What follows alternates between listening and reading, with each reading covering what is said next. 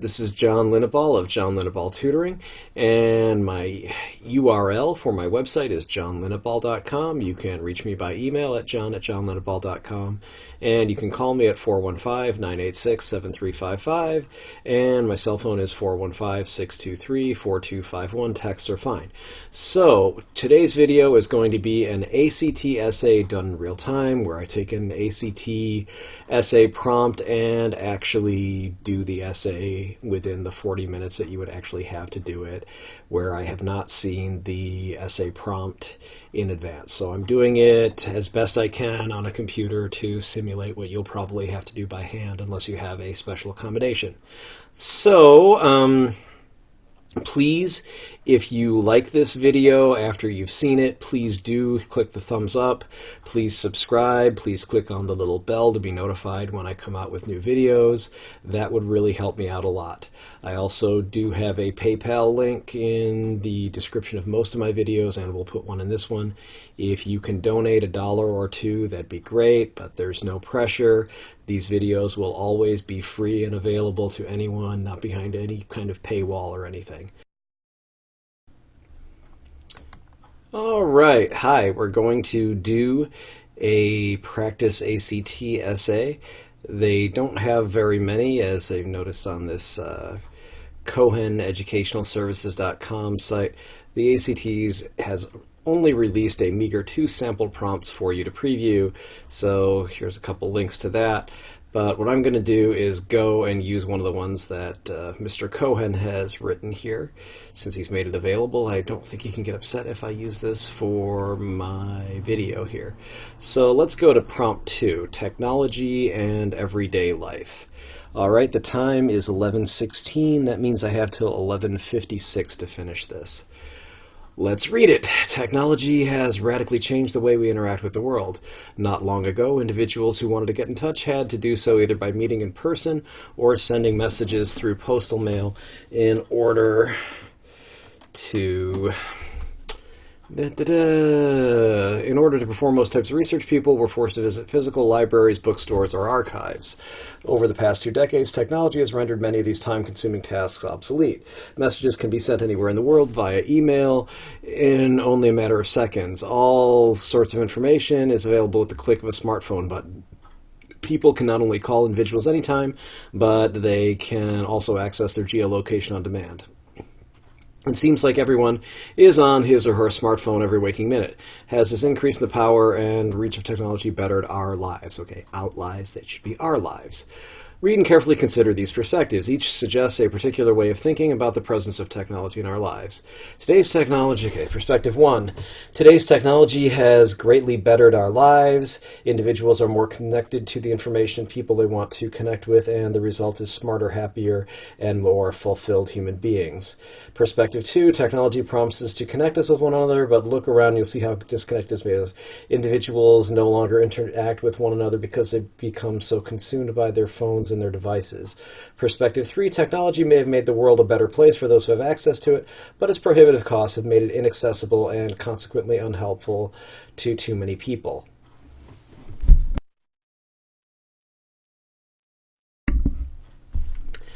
So, the essay task. Write a unified, coherent essay in which you evaluate multiple perspectives on the impact of technology on our lives. In your essay, be sure to analyze and evaluate the perspectives given, state and develop your own perspective on the issue, and explain the relationship between your perspective and those given. All right, so let's get started on this. I'm going to open up a Word document, since I can't really handwrite it like you'll have to do on the real ACT, but I will do the best I can to make it as similar to yours as possible. Okay, so the first thing we're going to do here is come up with, all right,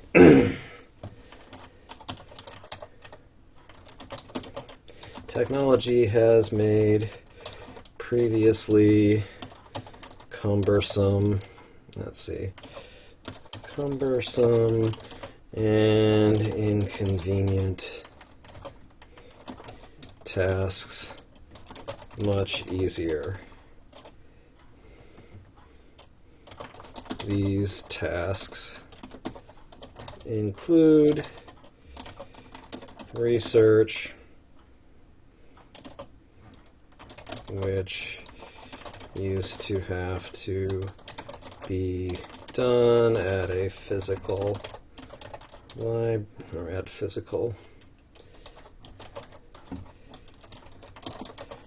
libraries using physical books, microfilms, recordings, etc. and telecommunications, which used to be expensive and rather limited, e.g. telephone calls could be made only to wired phones, with some rare exceptions until the 1990s, and even then it was not until the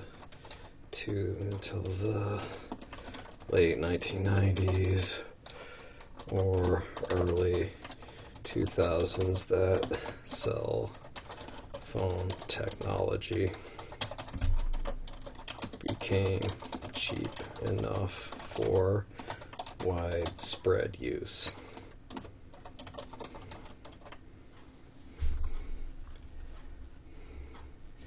Okay, let's change that.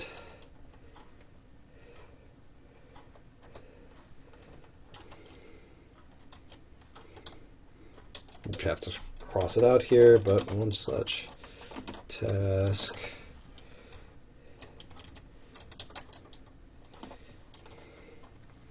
and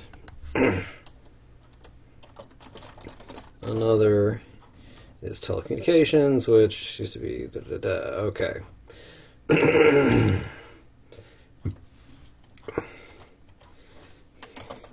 Now research is available from almost any location on Earth 24 hours per day, 7 days per week, on computers, tablets, cell phones, and other devices through the World Wide Web. We would put no longer is research limited to the hours physical libraries are open.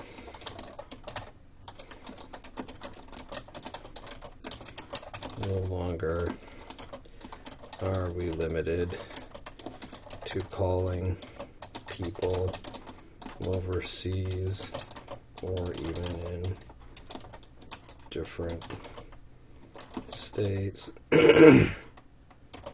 or cities to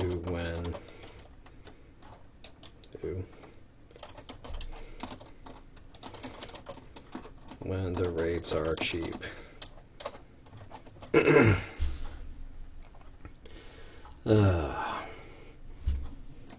No longer must we wait days or weeks to send postal mail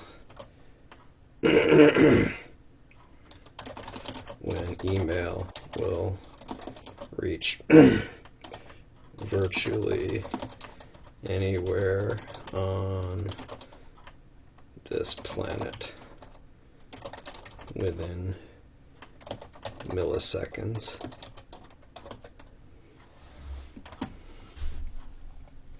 Probably more like microseconds, but whatever. Okay,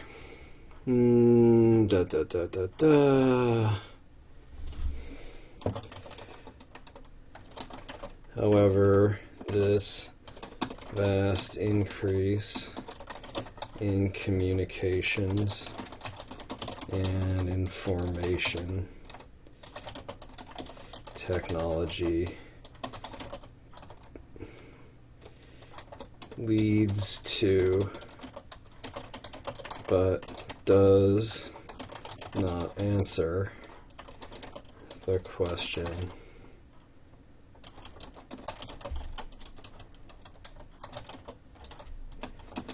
as this increase in the power and reach of technology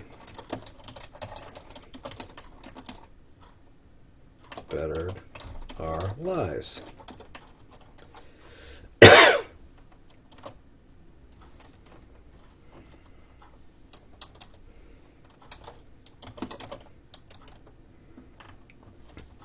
Does not answer the question asked in the essay prompt.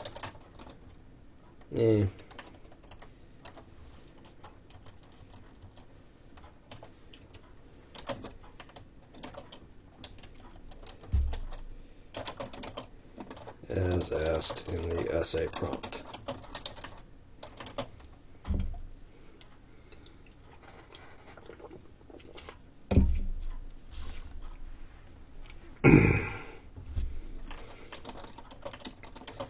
R3 was provided in the essay prompt, which I will discuss below.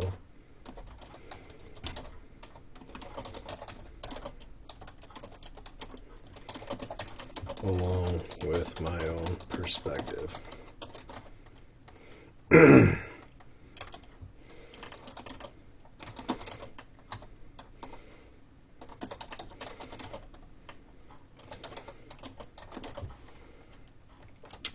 Let's indent these. Okay, so the first perspective given is today's technology has greatly bettered our lives.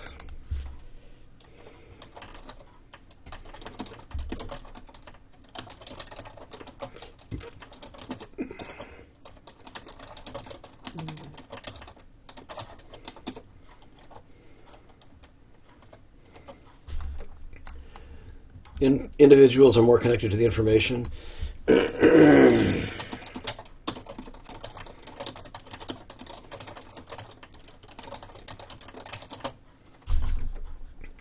Information and people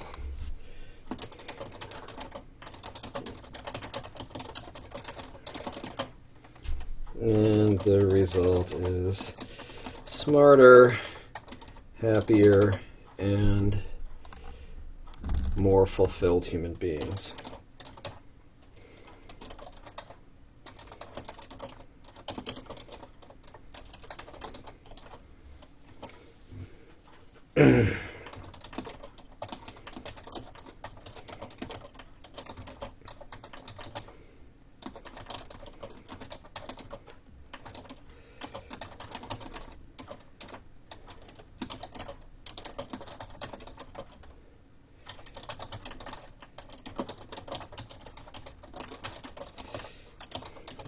Technology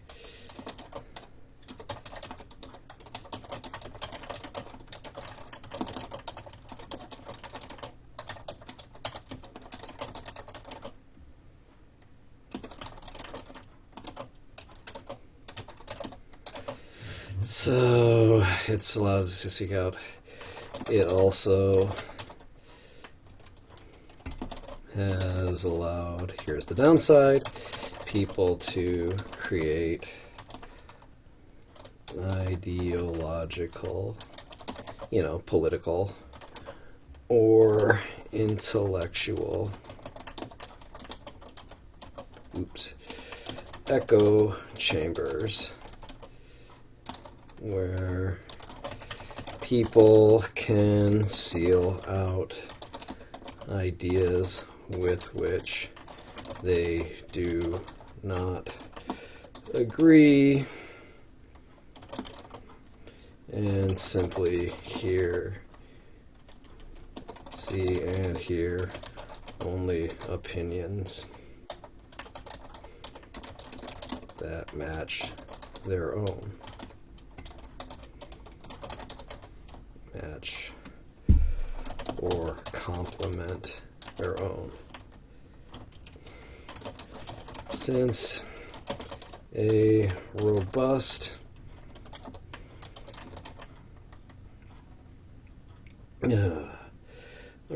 exchange of ideas and competition between ideas is crucial to the development of society at large, of the moral and intellectual development of individuals. All right. As well as that of society at large. It is crucial that people occasionally be confronted with ideas that challenge their already held beliefs.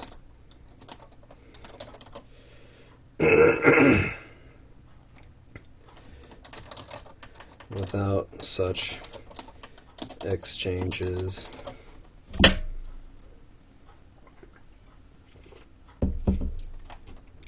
slavery,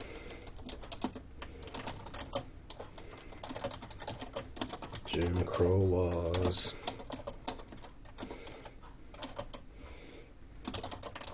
and the like would still be acceptable in our society.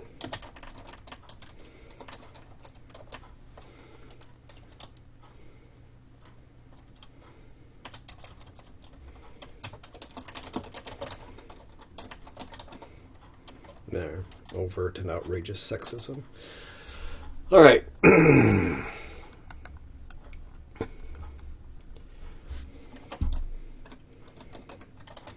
Similarly, while the internet is a wonderful place to quickly to obtain information quickly, even information that might have taken hours of book research to obtain before the advent of the internet.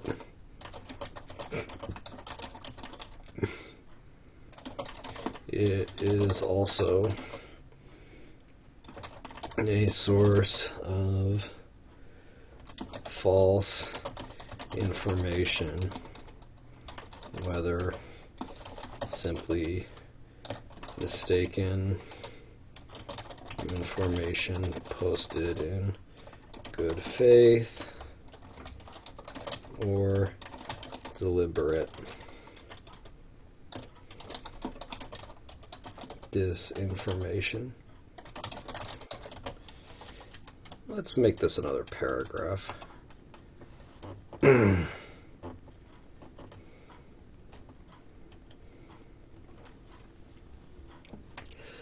So, for that reason, why people may often be happier when they encounter websites that validate their perspectives, they are not smarter if that information is not actually correct.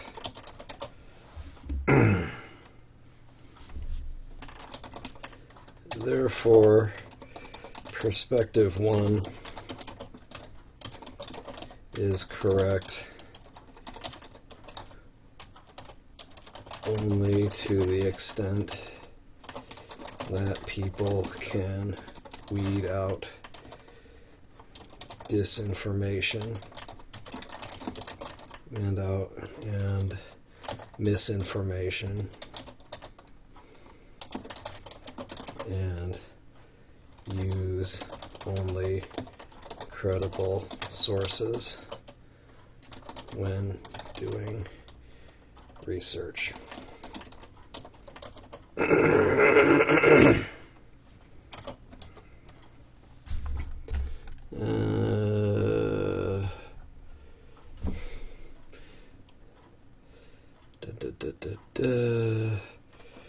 Finally,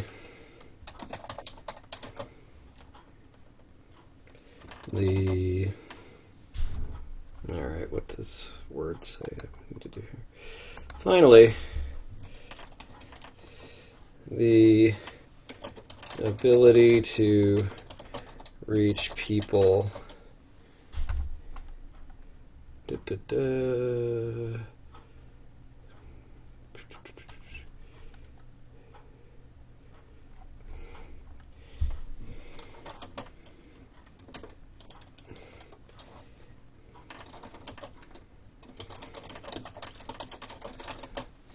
okay,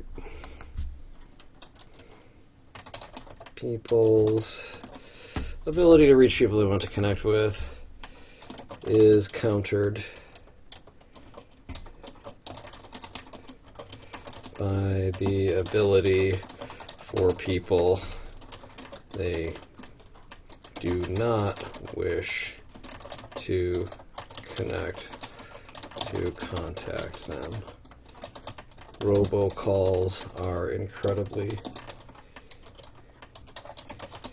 cheap and allow for scammers and con artists to defraud the naive and gullible in our society.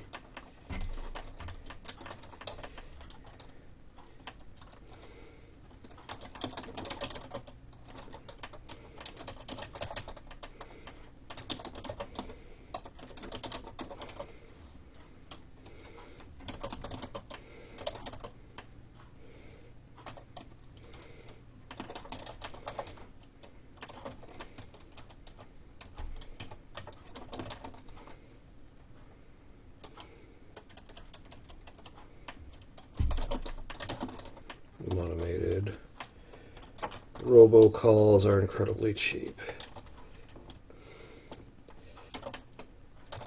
More regulation is both legal and technological.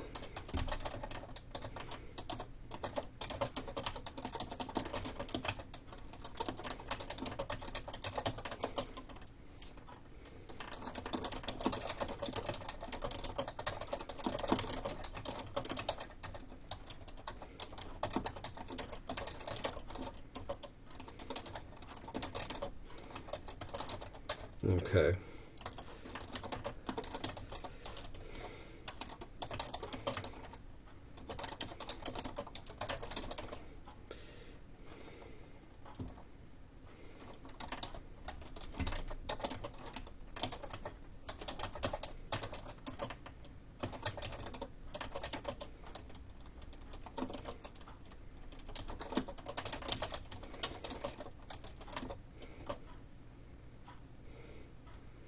that while technology promises to connect us, but actually isolates us because we are often too engrossed in our phones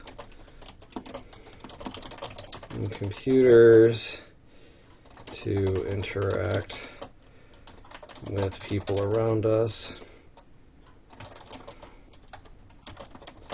Let's see, is that a fair statement of the perspective too? Yeah, and okay.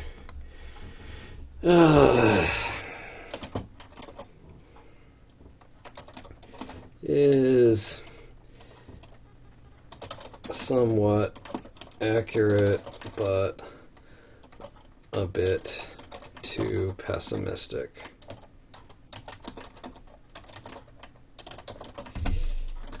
Yes, many people, especially teenagers, will choose the company of online friends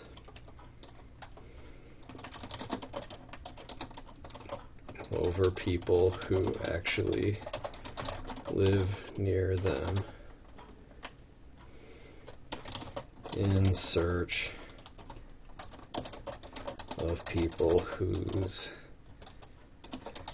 interests, ideas, and personalities match their own.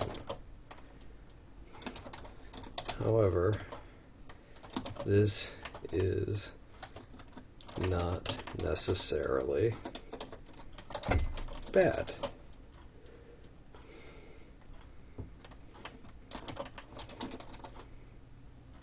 A theater buff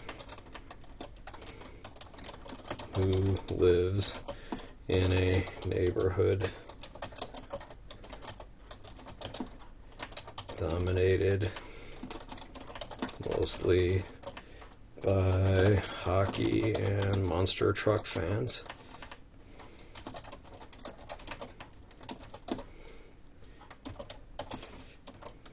may find solace in reaching out to other theater buffs on the internet.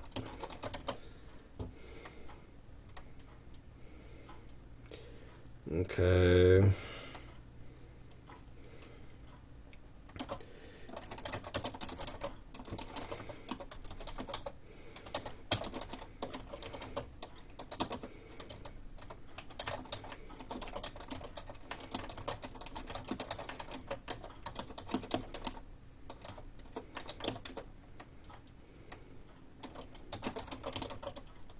I don't like that. Isolated by disabilities or unusual.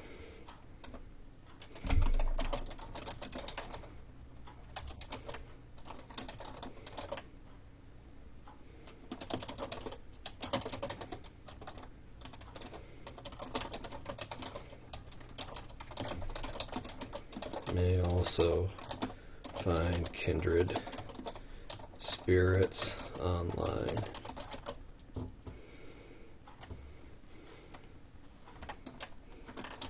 The same can be said for lesbian, gay, transgender, or bisexual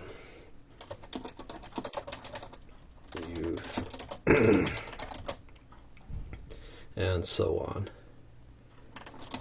Therefore, the idea that finding friends and following interests online is always worse than participating in the life of the physical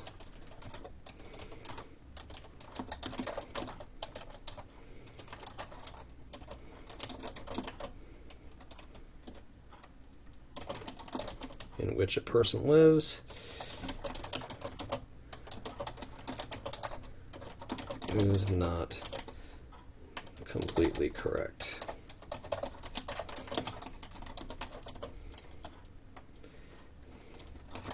Finally, perspective. Okay.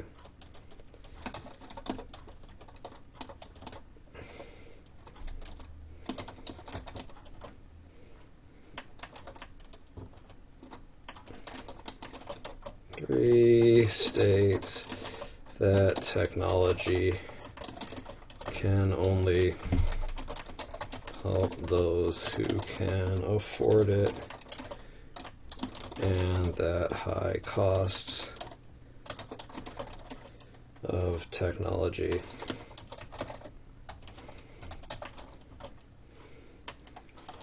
for example, expensive phones, computers, access, make it inaccessible to at least some people who need it desperately.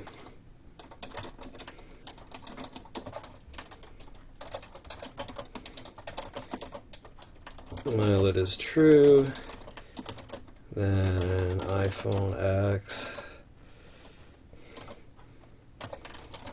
the latest Samsung Galaxy,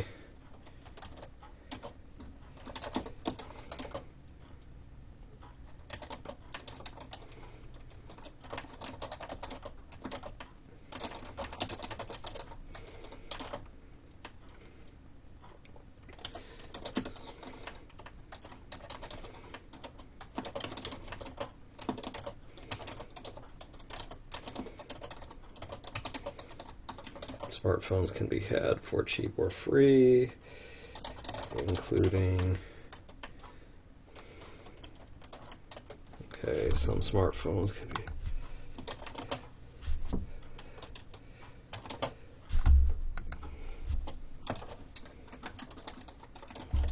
free Obama phones given to the indigent will access and receive phone calls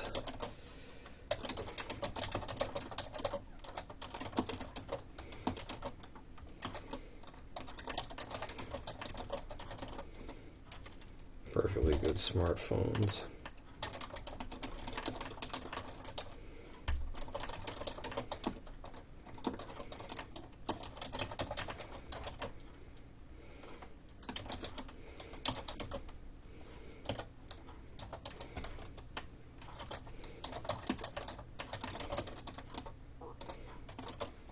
Municipalities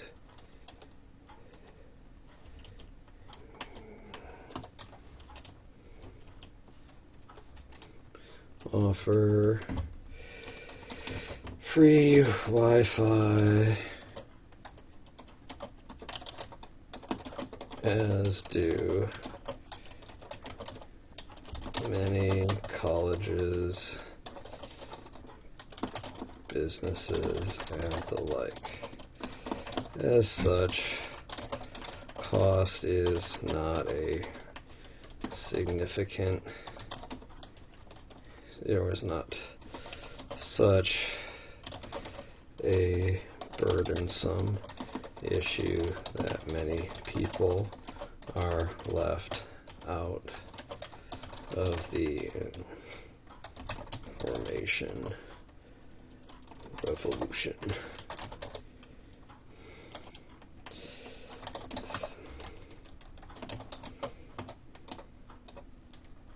My perspective is a synthesis of all three perspectives. The internet and other communications technology are wonderful tools when used wisely. People must learn to use discretion in determining what sources of information are good and what ones aren't. The access is very cheap, but we must always make sure the poor can use the internet. Finally, we should not own physical communities while we pursue our online interests. I see no reason why we cannot reach a healthy balance here. As such, this technology is a net society. All right, well, I'm back. And so what I did is I saved the essay that I just typed. I've put in a copy of the essay prompt as well as the URL. I will put this on my blog at johnlinneball.com, johnlinneballtutoring.com. They both lead to the same website. So, and here's the essay that I wrote. So let's see, did I do what I'm supposed to do in the essay here? Well, it says that I'm supposed to write a unified, coherent essay in which you evaluate multiple perspectives on the impact of technology in our lives, and in the essay to be sure to analyze and evaluate the perspectives given. I think you can all agree that I did that. I analyzed and evaluated the perspectives given, that I stated and developed my own perspective on the issue. Yes, I synthesized them. So it said my perspective is a synthesis of all three perspectives, the internet, and other communications, or, So that's my own perspective. I'm just kind of mishmashing or synthesizing these things. The other three perspectives is what I mean. And I think this adequately explains my relationship between my perspective and those given. Maybe it's a little skimpy, but I finished it about 5 minutes before I needed to because I thought I had till only 11:51, and it was actually 11:56 that I had till. So anyway, this was under time. So even if I had a little bit of an advantage being able to do it on a computer, I also finished it 5 minutes early. So this, I think, shows that it's reasonable to expect that you can do an ACT essay without too much trouble. I literally just came home from work and doing a bunch of other things that I had to do and sat down and did this. I didn't particularly prepare or, come in a really refreshed frame of mind. I'm doing this late at night. So if I can do this late at night, I'm sure you can do it after you've taken an ACT. Yes, I know you're going to have a little bit of jello brain, but the nice thing about the ACT essay is it's always going to be a prompt that's about something you should have thought about at some point in your life. They'll give you three perspectives, so if you don't know, you can just pick the perspective that you agree with the most and say you agree with that. And even then, it's not that hard to just go say what you like about each perspective and what you don't like about each perspective, and then just say, well, my perspective is that blah, blah, blah. I want to take all the good parts of the three perspectives and leave out the bad parts and explain, what the limits are, da-da-da-da-da. Not particularly hard, right? No, I didn't think so either. So let me know what you think. Please comment. Please like and subscribe if you find this useful. And again, I will have this on my website if you want to look at the final result. Please don't copy this for anything you have to do for school. I've had an anti-plagiarism site come and look at my website. So just saying, if you're going to try to submit this work as your own, you're probably going to get caught. So don't do that, please.